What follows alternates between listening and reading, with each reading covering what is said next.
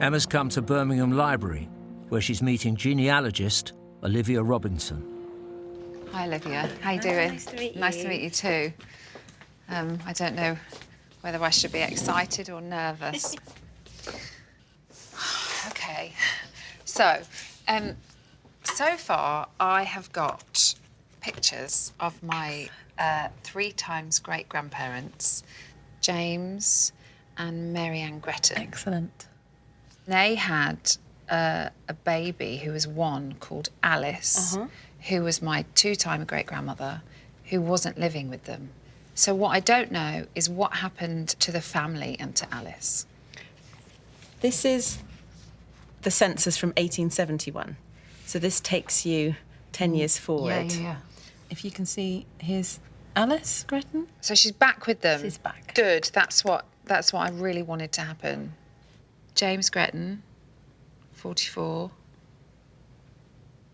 Helena, wife, 42. Who's Helena? And where's Mary Ann? What we haven't found is a marriage certificate for James and Helena. So I don't believe that they married. But And she is living with him. Right. Clifford, son, 20. Agnes, daughter, 18. Clara, daughter, 17. Alice, daughter, 10. Lily, who's 5. This is the birth certificate for the little Lily at the bottom. Okay. So, March 1868, Lily Helena Gretton, girl. This is Lily, the child of James and Helena. Do we know what happened to Mary Ann? This may give you a clue as to what happened to Mary Ann in the same period. So it's another birth certificate. 18th of July, 1867. Mary Ann, a girl. Name of father, Joseph Kilby.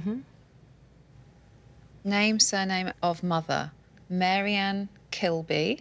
But she hasn't given Gretton. She hasn't mentioned it at all. No. Mary Ann had her child with Joseph Kilby in London. Oh, where are we? St Martin in the Fields in the county of Middlesex. And Joseph Kilby may not have been aware that she was married or had another family. She's a right one. Secret lives in London. Yes, exactly. So on the evidence we couple of have, illegitimate children. there are 2 illegitimate children. Yeah. Emma has learnt that her 3 times great-grandparents, James and Mary Ann, both met new partners and had a child with them.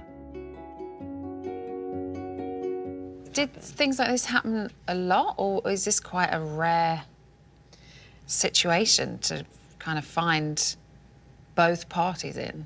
I haven't seen anything quite like this where each married partner finds a new partner and has a child with them within a year. And it's not impossible and it's not unheard of. It's unusual. Rare. Yes, very unusual. This is too much. The whole way down this line, the